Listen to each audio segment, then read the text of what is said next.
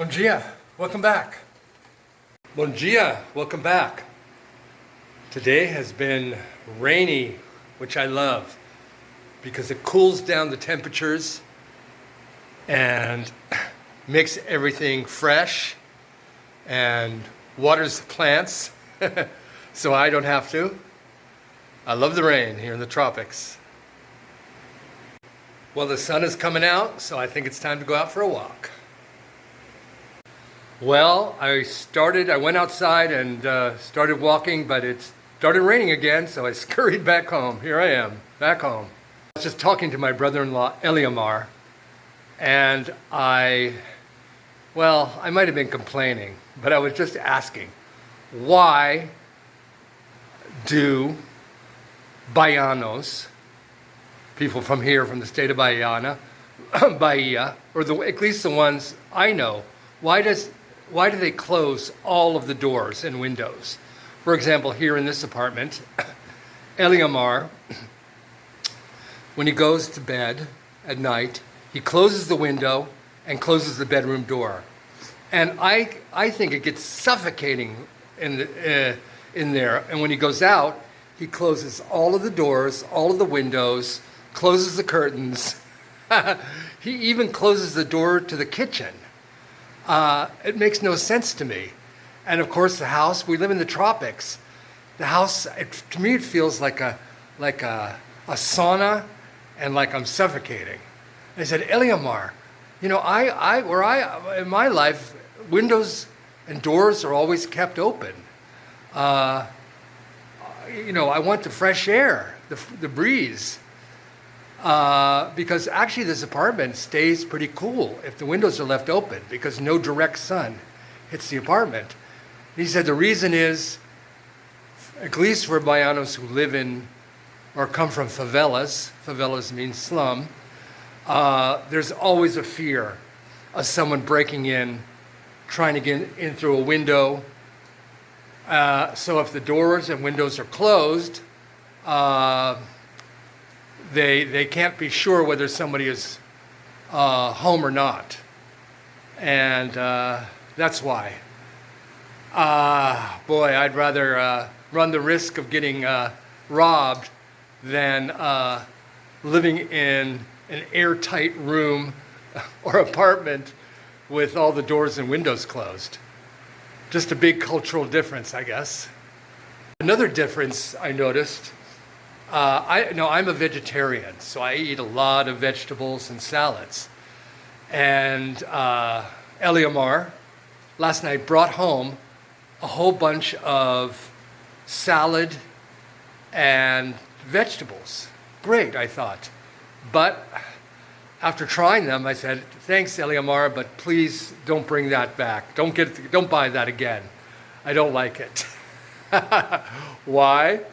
Because the salad and the ingredients in it, all perfectly good natural ingredients, are covered in some kind of oily cooking oil or salad dressing or something. They feel soggy. Yes, and the carrots, for example, were cooked.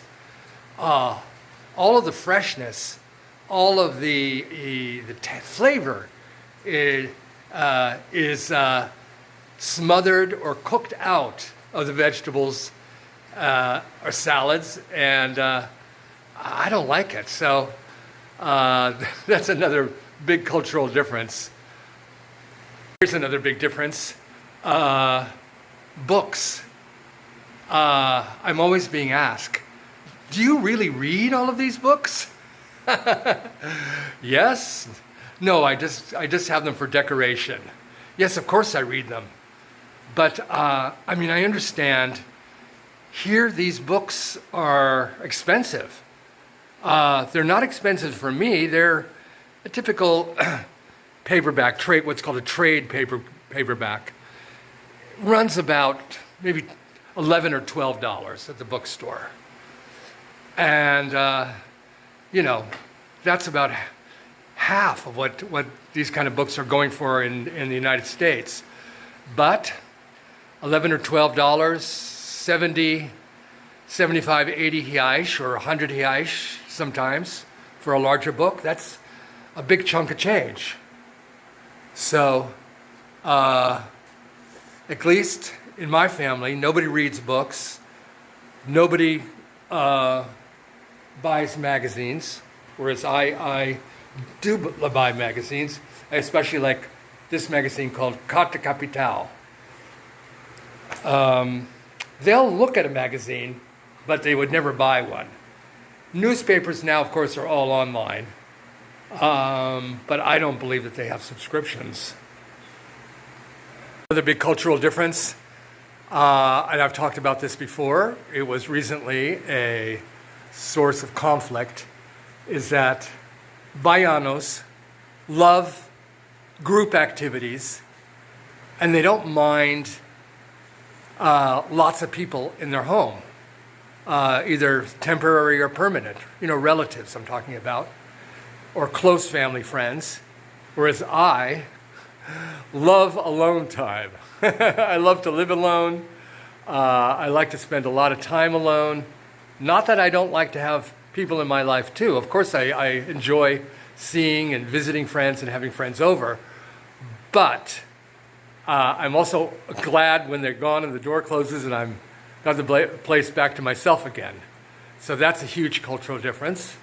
Let's see, another one that was also a focal point of conflict over the holidays is for Baianos, the traditional division of labor. That men do men's work and women do women's work. And I see that in Eliomar and Tanya's relationship. Now she works full-time and he works full-time, but then the minute she gets home, she starts cooking and cleaning and washing clothes, including washing clothes by hand. And that bothers me. It's very kind of alien to me. My mother was not a traditional housewife at all. And, I'm from adulthood. I'm from San Francisco, California, where feminism reigns. And I just don't feel comfortable with that kind of division of labor. I don't mind washing the dishes, I always tell her. I'm not talking about all Brazilians at all. I'm talking about Baianos here in the state of Bahia of a certain socioeconomic class. So I don't want to say all Brazilians are, no, the ones in my life. My Baiano relatives also think it's very, very strange that I have all of these plants out here on the patio. They don't get that. What's up with all these plants? What they think I should have out here and what they would have is a churrasco. They would have a barbecue stove or oven or an outdoor grill type barbecue, and it would be all about barbecuing on weekends and holidays with family and friends and lots of open bottles of beer. And they think my attempt to recreate the Amazon rainforests out here is crazy, and they might be right about that. I mean, I would understand if you call me eccentric, but that for them is definitely a great cultural difference. And I'm going to ask Eliomar, as soon as he gets home, what he finds normal and something that he thinks is normal in his culture and that me, the gringo from the United States, does strangely or looks weird to him. A difference that I talked about recently, the two different styles of communication. Me and Americans like to get and give all of the information when we're describing something or telling somebody. We want to know the who, what, where, when, how, and why. Whereas Brazilians don't feel that need to give all of the information at once.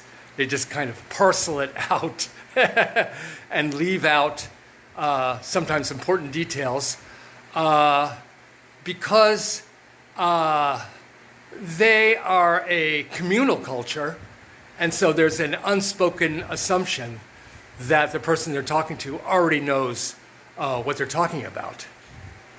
Here's brother-in-law Eliomar now, and I'm going to ask him an example of something that North American, does he finds very strange or very culturally different. Eliomar, na tua opinião, exemplo de uma coisa que eu faço, uma costume, hábito meu, que você acha que é estranho ou que é super diferente da sua cultura? Hábito? É. A minha cultura aqui, se for uma cultura, se levar para o lado cultural, assim, nós que é baiano mesmo, assim, a gente é mais amigável. A gente tem um costume de todas as festas populares, mesmo que a gente não conheça a pessoa, a gente faz amizade na hora, a gente abraça, fica junto ali, todo mundo caminha junto. E nos Estados Unidos, eu creio que lá não tem essa coisa de ter uma festa popular, que lá pode ter algumas, de as pessoas não conhecer a outra e se aproximar e fazer aquela amizade ali, beber junto, comer junto. Que aqui, geralmente, a gente faz isso. Lá nos Estados Unidos também, mas não tanto quanto os brasileiros. Vocês têm mais calor humano, mas vocês atuam com mais emoção. É isso, a gente atua com mais emoção, a gente abraçar. É desconhecido, mas na mesma hora a gente faz amizade, é amigo, abraça, curte junto, comemora junto, esse tipo de coisa. Então você acha o gringo americano frio? Assim, eu acho que é mais frio, né? Ok, obrigado. So there you have it, some cultural differences that affect me or touch me in my daily life here. Anyway, thanks for joining me today, and I see you again soon. As always, beijo, ciao.